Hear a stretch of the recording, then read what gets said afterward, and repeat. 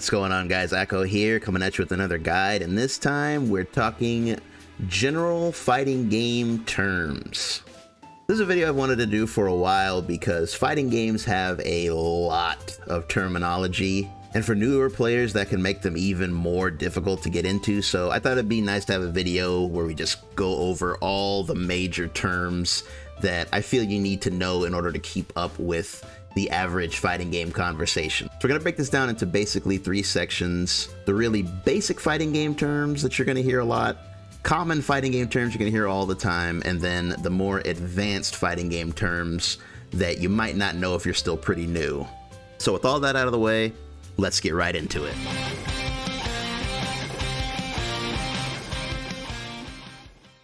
So first up is normals slash buttons. Your normals, also called buttons in a lot of different cases, are just any of your regular attacks, usually without inputs. When someone says this character has good or bad buttons, they usually just mean their general attacks. Next up is a very broad term, one you've surely heard many times, and that is neutral. Neutral can be very complicated to explain, but to put it simply, it is the moment where neither player has the advantage. At high level play, you're going to see a lot of movement with a lot of fishing for hits with different ranged pokes and assists. That way someone can get the advantage and switch from neutral to actual offense. So quite similar to neutral is zoning. Zoning is the act of keeping your opponent away and preventing them from getting to the offensive phase of the match. It's very similar to neutral in the fact that most of the time you and your opponent are going to be quite far. The difference here is your opponent is being pressured from full screen. Not all characters can do this well, and it's something that's actually very difficult to do in Dragon Ball FighterZ specifically because of Super Dash, but when done properly, it can be very effective against certain characters. Next up is the whiff punish. The whiff punish is something that usually happens at neutral. It is simply the act of punishing an unsafe move, usually something like an attack or a button that your opponent has thrown out. And anytime you react to this with a button of your own or an attack of your own and punish it, this is called a whiff punish. Let's switch over to pressure-based terms now, starting with block strings. Block strings is simply the act of putting your normals together into a chain of attacks that your opponent has to deal with. In most instances, this will involve starting with your light attacks and transitioning all the way to your heavies, and usually ending in a special move. Now, in most instances, finishing a block string gives up your turn, which is why most of the time players use staggers. A stagger is simply the act of breaking up your string in an attempt to try to bait a response from your opponent, whether that's a button, a reflect, or trying to jump out. Next up is overheads. An overhead is any move that has to be blocked standing. Just about every jump attack is an overhead, and every character's forward medium is an overhead. Cross-up. A cross-up is any attack that can literally cross up your block. When someone does a cross-up to you, you have to switch the direction you're holding in order to block it properly. This also leads to the term fake cross-up, where the opponent can stay on the same side on purpose, causing you to walk into an attack. Next up is Oki, also called Okizeme. Oki is basically the situation where your opponent is getting up off the ground, and it usually involves you putting some kind of pressure on your opponent as they're trying to get up off the ground. That transitions into the next term, which is a meaty. A meaty is simply any attack that you put on the opponent's wake up as they're trying to get up. Now, a meaty can be anything from a normal to a special move to even a super in some instances. That's why you hear people say some characters have built-in Oki.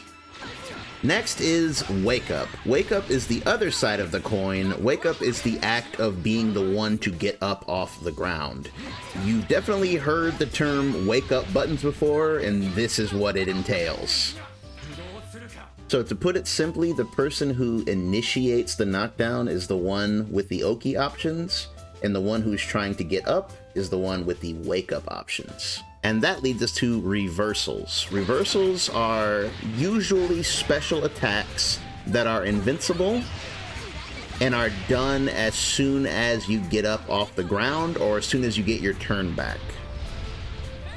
Technically, a reversal is any move that you do as soon as it's your turn again. However, in most instances, people mean moves that are invulnerable. Bursts are super common in most anime fighters, and they're generally just moves that are used as a get off me, and usually just an emergency tool if you find yourself in a very bad spot and you need to get out of it right away. Next is Clash. A Clash happens anytime two buttons or special moves hit at the exact same time. It's important to note that after a Clash, neither player is allowed to block, but you can do another attack immediately or even reflect. Very similar to a Clash is a Trade. This is where both attacks actually connect. And closing out the basics is Snap, which is simply the act of forcing your opponent to tag. Now that we've covered the basics, let's go over some commonly used abbreviations, starting with IAD. This simply stands for Instant Air Dash. This is done either by hitting up forward and then forward immediately, or simply by hitting up forward and the dash macro. Personally, I don't really trust the dash macro in this game, so I don't use it, but it is a good way for beginners to get the concept down. IEDs are generally used to get in very quick overhead attacks, as well as cross-ups. Next up is B&B. This one's very simple. It just stands for bread and butter, and it just means any combo that you can use very reliably. Now, this can be a difficult combo that you're sure you won't drop, or it can be the world's easiest, most undroppable combo. Generally, though, a B&B in this game refers to simple combos. Next up, DHC. DHC stands for Delayed Hyper Combo. It is a term that comes from Marvel vs. Capcom 3, basically the game that this game is based off of, and it is simply the act of doing a super into your partner's super. Next up is TOD, which stands for Touch of Death, which is a very popular sort of combo in this game that allows you to kill an opponent in one go, usually at the cost of resources.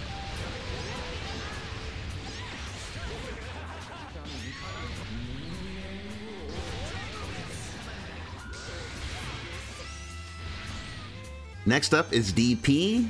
That is short for Dragon Punch, and it usually refers to invincible reversals. Dragon Punches are also known as uppercuts. Both names come from Street Fighter, and there are a very good amount of characters with them in this game. Next up is OTG, which stands for On the Ground, and it is simply any move that can hit the opponent while they're in a knockdown state. And anti-air is any attack that is invincible to airborne moves. Anytime you see the blue outline on an attack, that means that it is invincible to air attacks. The official in-game term for this is head invul, but I always thought that was a pretty weird name. Super Armor refers to moves that will continue even if you get hit. In this game, you'll know a move has Super Armor because the character will turn red, and most importantly, they will actually lose the health of the attack that they armored through.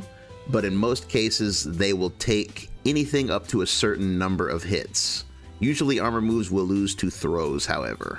Guard point is very similar to armor in the fact that it'll eat through attacks.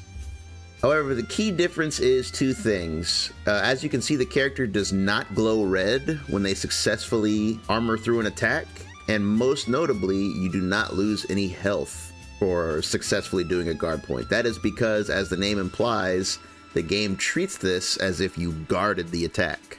And just like armor moves, these will lose cleanly to a throw. A crush is a move that is designed to defeat a certain type of attack. For example, Vegito has a low crush. A low crush is guaranteed to beat all low striking attacks. Blockstun, put simply, is the amount of time you are forced to guard. For example, light attacks have very low blockstun, meaning you recover from them quite quickly. whereas medium attacks have a bit more block stun, so it takes your character longer to recover. And then of course heavy attacks have the most amount of block stun, which is what keeps you blocking for the longest amount of time. And then you have special moves which vary character to character. Some attacks have so much block stun that they make a vanish inescapable. Hit stun is very similar to block stun, except it is the amount of time you are frozen after being hit by an attack. This is what leads to combos.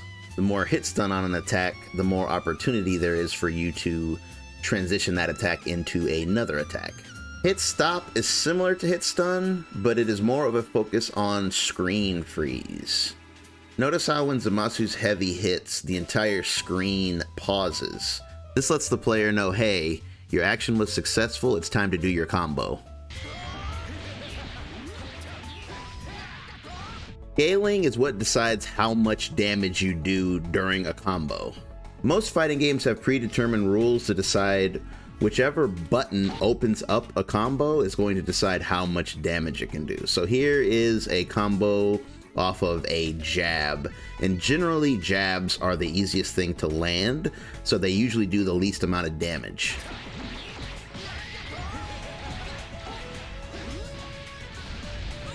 And then here we will start a combo with a medium, and by the way, this is where the term medium starter comes from, and mediums are a little bit tougher to land than jabs, which is why in most games they do a lot more damage. And in DBFZ, mediums are pretty much unscaled, which means you can get the maximum amount of damage, which is where TODs and stuff like that come from.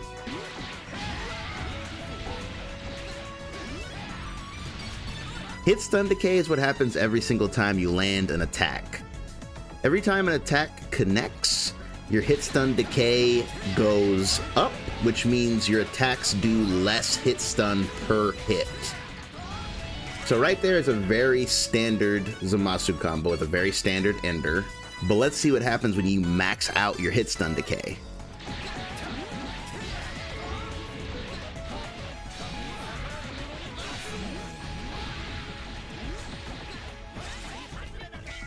As you can see, because we did a combo that was too long and had max hit stun decay, the opponent was able to flip out.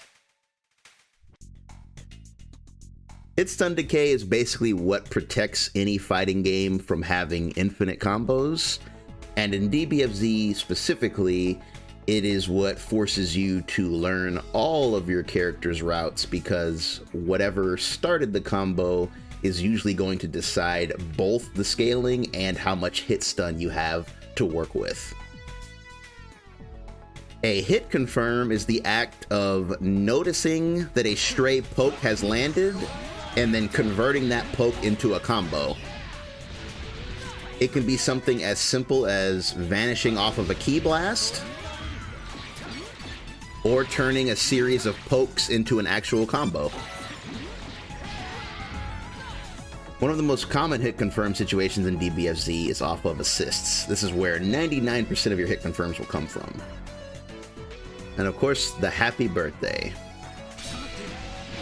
This term also comes from Marvel vs. Capcom, and it simply refers to the act of landing a combo on two characters at once. In DBFZ, they also call this a double Sunday. Knockdowns. So there are three very distinct type of knockdown states in this game, and let's go ahead and go through them one by one. First is the soft knockdown, where the opponent recovers almost immediately. This knockdown gives little to no advantage in most situations, so it's not the most ideal. The second and most common is the slide knockdown. Slide knockdown you get at the end of most characters' combo routes. With this knockdown, the opponent literally slides across the ground, this giving you time to either pressure their wake up or go for a super. After being put into a soft or slide knockdown state, the opponent has many different options. They can choose to hold back and do what is called a back tech, where they get up off the ground quickly and stay planted on the ground. They can also hold up back in order to up tech. This makes them get off the ground into the air. And lastly, they can hold down to delay their wake up and potentially throw off the opponent's timing. And the last, of course, is the hard knockdown, which is usually found after a character's level 3. What truly sets the level 3 apart from the other two is that the opponent can no longer delay their wake up tech, or back tech. They have to stand straight up, and this gives you the opportunity to go for a mix. So now we're going to get into the more advanced terms. These terms often scare players away, but I'm here to tell you that none of them are actually that complicated. The first one I want to talk about is one that scares off a lot of players that are new to fighting games, and that is number pad notation. I'm going to have the key up on the screen here, and as you can see, it's quite simple. All you do is replace the direction with the corresponding number. So for example, 6 becomes forward, just like it would on the number pad of a keyboard. So if someone says to press 6, that means press forward. It always assumes you're player 1. 4 would be backwards, 2 would be down, and 8 would be up, and so on and so forth. So if someone says to do a 2, 3, 6, they mean do down, down, forward, and then the button. All this does really is simplify how to explain combo notations. There's so many factors that get eliminated simply by cutting things down to numbers and corresponding buttons.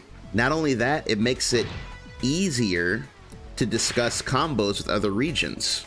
If a Japanese player posts a godlike Zamasu combo, we don't have to worry about being able to communicate with them when they can simply say 236S here, 44L here, 66M here, and that cuts through the language barrier.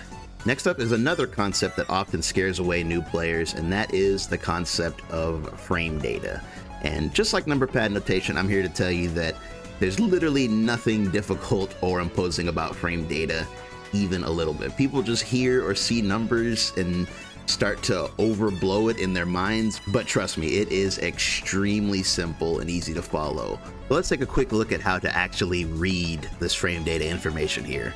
So starting with Zamasu's jab, you can see there that it says attack startup is 6. That means it comes out in 6 frames, and the frame advantage is -3. That means that this move is negative on block, and it's going to take you about 3 frames to recover from doing this attack. Frame data mostly comes in this game when it comes to speed. That is pretty much the most important factor. Recovery only comes in terms of not wanting to get punished.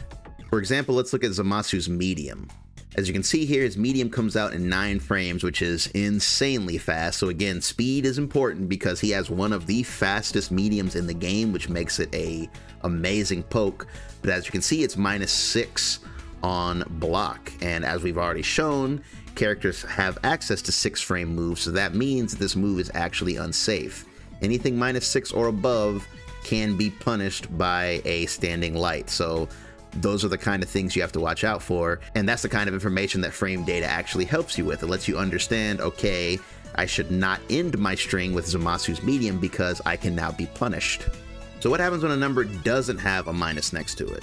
Then that means you are plus. As you saw, I did an IAD medium right there, and that left me with a frame advantage of 7. That means that I have 7 extra frames to act before my opponent gets a turn. So that when people say frame advantage, this is what they mean. It's the amount of time you have to do another action, and your opponent either has no opportunity to counterattack or a very small opportunity to counterattack. And then outside of positive and negative, there is actually a neutral situation as well. See how it says frame advantage 0? This means that it is both my turn and the opponent's turn. This is another situation where it's really great to know your frame data, at least your speed, because in this situation, Vegito cannot win. He has a 7 frame 5L, which means that he cannot beat 6 frame characters after a 6M. He will lose every single time. This is also where the term frame trap comes from. A frame trap is any time you purposely put yourself into plus frames and then take your advantage. So here, I'm doing an IAD, that's leaving me plus. I'm going to wait a moment and do a jab. and then Vegito tries to mash on me, which means he bought into the frame trap, which means I get to hit him guaranteed. Active frames. So active frames basically describes the amount of time an attack is out. Attacks can only damage the opponent when they are active. Usually light attacks have very few active frames, while mediums tend to have more. That's why they will hit from further away and they seem to linger on the screen a little while longer. And then of course, once you get to heavy attacks have some of the most active frames of any of your character's attacks, and they tend to last for a good while. Similar to active frames are recovery frames, and that is just the amount of time it takes for a move to recover. The amount of frames usually goes up depending on the weight of the move, whereas light attacks recover very quickly and heavy attacks take much longer. It's also important to note that this concept goes hand in hand with hitboxes and hurtboxes. A hitbox is the part of the attack that can actually deal damage to the opponent, while the hurtbox is the part of the character that can receive damage. Anytime you make contact with your opponent, it's because your hitbox came in contact with their hurtbox. Tick throws. So what a tick throw is depends on the game you're talking about. In most games, a tick throw refers to making an opponent block with a normal and then throwing them after they've been conditioned to do so. In DBFZ though, it's a little bit different. It usually refers to setting people up for your auto combo throw. So basically some characters have auto combos that end in throws that normally can't connect if the opponent simply blocks. However, by utilizing certain assists, you can basically trick the game into knocking them out of block stun and connecting your command grab. This works because certain assists have such low block stun that the assist actually knocks the opponent out of block, leaving them open to be grabbed. As you can see here, this Vegito is set to block, but since the freeze assist knocked him out of block stun, he's left just standing there, which means he's completely open to being grabbed. The next one's pretty tricky, and that is the fuzzy. This is a really hard one to talk about because it's simply not in the game anymore, so it's not worth going into a whole thing about it, but it is something that gets brought up from time to time, and people often ask, you know, hey, what does that mean? So very briefly, a fuzzy was a way of getting an extra mix-up opportunity on tall characters. The way fuzzies worked is you would do a block string that forced them to stand up, and then while they were standing, you would go for an overhead. And what would happen is, even if you pressed down, the ducking animation would not come out, thus making you a giant target for overheads. So because of the fact that when Brawly is standing, he's so tall that my jump light still connects with the top of his head, I can now hit him with a low or a jumping light after I do my IAD. So just being a big character meant that your opponent had way more opportunities to mix you. And for a while, this concept dominated the game. This is what people called the snap meta, because people would snap you, you would come in, and then you would come into this situation. Safe jumps. A safe jump is simply a jumping attack on the opponent's wake up that cannot be hit by reversals. You call it a safe jump because it is basically guaranteed pressure that has little to no risk involved. You can see here that Baby's jump medium is connecting at such a time that even though this Gogeta is waking up with an uppercut, it is blocked and he would get a punish in that situation. We'll also set him to do a 2H on wake up, something that should beat a jump medium. But if the safe jump is timed properly, boom, you see even here, it hits him before his 2H becomes invincible, thus letting the baby player keep their turn, which is the greatest benefit of learning a safe jump. Now what happens if you want to do a safe jump, but you're not sure how to implement the timing?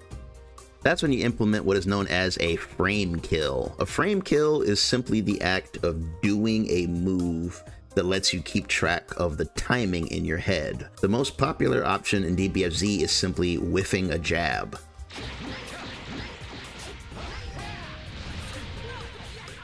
So by whiffing the jab here, it takes the counting out of the player's head. You no longer have to keep a track of how long the opponent's been on the ground. Simply do the jab in this situation and then immediately IAD, and no matter what, your jump is always going to hit on the same frame. Frame kills are a great way of keeping track of how much time has passed. Some characters even have tools that let you frame kill while also adding an extra layer of danger to their Oki.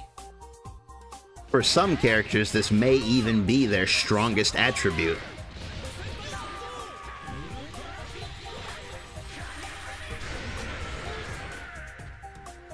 This leads into the next term, which goes hand in hand with this concept, and that is set play. Set play is when one strong offensive situation leads back into itself.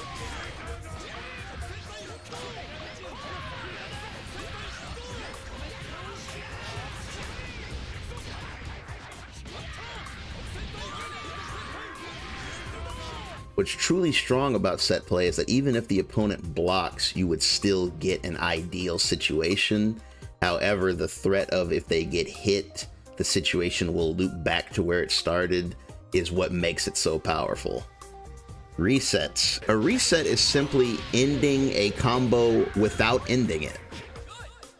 So usually whenever a combo ends, your opponent is going to default to the wake up option of their choice unless you hit them with a level 3. But in a reset scenario, you basically reset them back to neutral, usually without warning, and this causes confusion because your opponent is currently waiting to do their wake up option, but in a reset scenario, the knockdown situation never comes. So a simple example of this is Boo's Fat Toss. Once you're in Fat Toss, you skip the knockdown scenario, and if you were to get hit, you're immediately standing again. So this leads to the opportunity for the opponent to go from combo to mix-up instead of having to do combo, Oki, and then mix-up attempt. You get to go combo, mix-up attempt right away, which is insanely dangerous. And finally, we have option selects. Option selects are both advanced and very simple at the same time. It really depends on what option select you're talking about, but the essence of it is very simple and easy to understand. Basically, an option select is the act of putting in one sequence of buttons that will cover multiple outcomes at once. And that might even sound complicated, but it's actually very, very simple. There are a lot of times when you'll use option selects and not even notice it. So let's say that I want to cancel Zamasu's Ki Blast into his God Slicer, but I don't know if it's going to connect. Obviously, it has to make contact with the opponent before I'm able to cancel it. So what should I do? Should I just sit there and try to react? Or, should I guess? No, this is a situation where you can easily take advantage of option selects. So a very simple option select is to input a special move whether or not your opening move connects or not. So if you look at the controller at the bottom, you'll see that I'm pressing 5S and then I'm inputting the God Slicer. Now notice that my God Slicer is not coming out because I'm not making contact with anything. So there's literally no risk to me doing this. I'm not going to whiff a God Slicer because I'm not able to cancel unless my Ki Blast makes contact. But on the opposite end, when my Ki Blast does make contact, boom, I get my combo. And that is a very simple example of a very simple option select. This works great with buttons as well, due to the fact that if you press 5L, 5M cannot come out unless 5L makes contact. So as you see here, I'm doing it again. So at neutral, if you're not sure, you can use this to poke, and whether or not they come in contact with the 5L, you'll still remain relatively safe. This is a much safer option than just throwing out your auto combo, which has a ton of recovery. And of course, there are plenty more examples of much more complex option selects, but this is the idea in a nutshell. If you want to hear more about option selects, I made a whole guide on how to do the dash option select, and that one is very useful for a variety of situations. And that is gonna do it for fighting game terms explained. With all that under your belt, you should have no problem keeping a conversation with even the most experienced fighting game players. And that does bring us to the end of the video. Please leave a like if you found this helpful at all. If you learned anything, it really does help out the channel. Don't forget to hit that subscribe so you don't miss the next guide, and I will catch you fellas next time. Peace.